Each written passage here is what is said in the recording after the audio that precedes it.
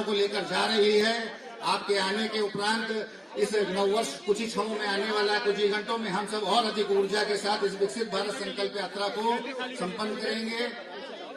इसी क्रम में माननीय राष्ट्रपति जी का और माननीय राष्ट्रपति जी का उद्बोधन इस रेडियो वैन पे चलना है, जो इस कार्यक्रम के अंदर एक सूची में रहता है। मैं आग्रह करूंगा कि माननीय राष्ट्रपति महोदया का उद्बोधन शुरू किया जाए।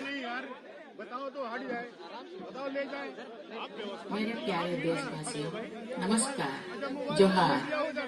धरती आबा भगवान बिरसा मुंडा जी की जयंती पर मैं सभी देशवासियों की ओर से उन्हें शत नमन करती हूँ। पिछले वर्ष मुझे भगवान बिरसा मुंडा के गांव उलिहात में जाने और उनकी प्रतिमा को पुष्पांजलि अर्पित करने का सौभाग्य मिला था। उस तीर्थ यात्रा की स्मृतियाँ मेरी मानस पटल पर सदैव अंकित रहेगी।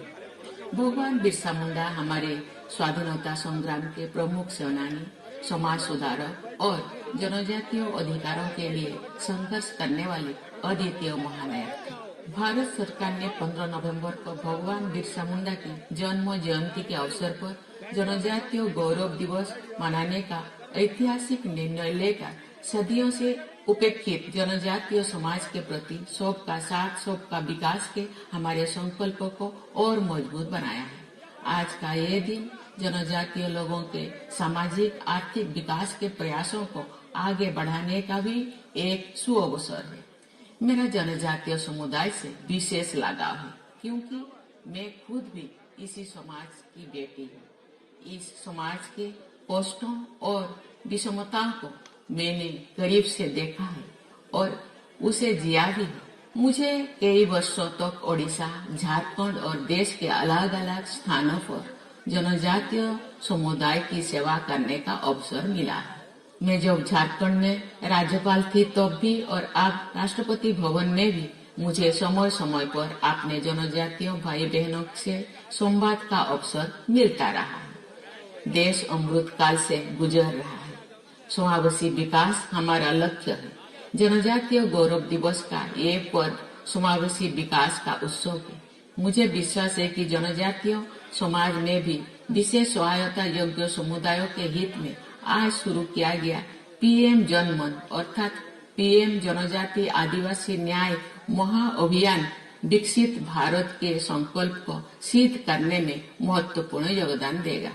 आवास, शौचालय, नल से जल, शिक्षा, स्वास्थ्य, सड़क से कनेक्टिविटी, बिजली और आधारभूत जरूरतों से वंचित समुदायों तक तो सरकार स्वयं पहुंच रही है। जनकल्याण के ऐसे समावेशी प्रयास बहुत ही सराहनीय है।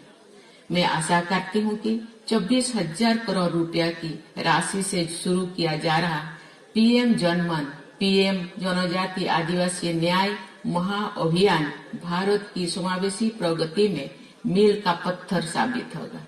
ये मिशन अमृत काल के दौरान विकास की धारा से जन जन को जोड़ेगा और विकसित भारत के लक्ष्यों को प्राप्त करने में सहायक होगा। मैं प्रधानमंत्री श्री नरेंद्र मोदी जी का इस पीएम जनमन, पीएम जनजाति आदिवासी न्याय महाअभियान के लिए विशेष रूप से साधुवाद करती हूँ।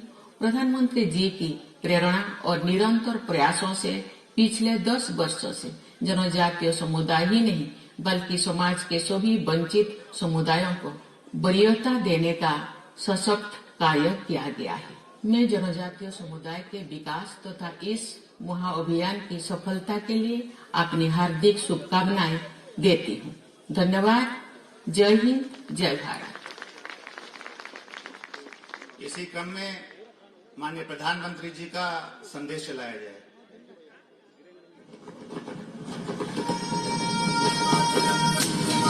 यही समय है, सही समय है, सही समय है, सही समय है। भारत का अनमोल यही समय है। हर देश की विकास यात्रा में एक समय ऐसा आता है जब देश खुद को नए संकल्पों के साथ आगे बढ़ाता है। नए भारत के सृजन का ये अमृत काल है। यही कोटि कोटि देशवासियों का संकल्प है। अमृत काल 25 वर्ष का है, लेकिन हमें अपने लक्ष्यों की प्राप्ति के लिए अभी से जुट जाना है। असंख्य भुजाओं की शक्ति है, गली गली में देशभक्ति है। तुम उठो तिरंगा लहरा दो, भारत के भाग्य को फैला दो, नए भारत को गढ़ने का यही समय है। बीते वर्षों में शुरू हुई अनेक योजनाओं का लाभ करोड़ों गरीबों को उनके घर तक पहुंचा है, लेकिन अब हमें सेचुरेशन तक जाना है, पूर्णता तक जाना है।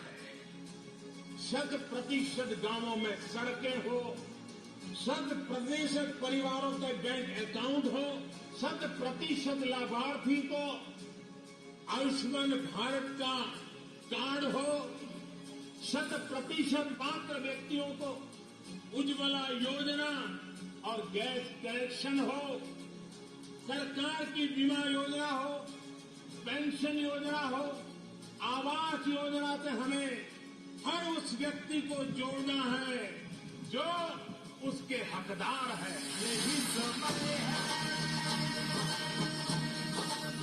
यही समय है।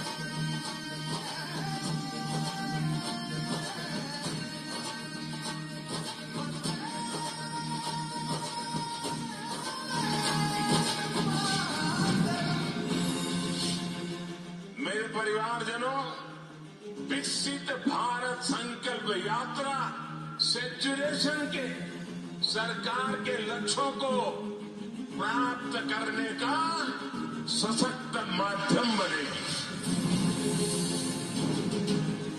आज हर तरफ भारत की इस सफलता की चर्चा है कि हमारी सरकार के 5 वर्षों में 13 करोड़ से ज्यादा लोग गरीबी से बाहर निकले हैं। 2014 में हमने सेवक की भावना से आपके सेवक की तरह काम करना शुरू किया। जिन्हें सबसे दूर समझा जाता था, सरकार खुल चलकर उनके पास गई। 2014 से पहले देश के गांवों में स्वच्छता का दायरा 40% से भी कम था। आज हम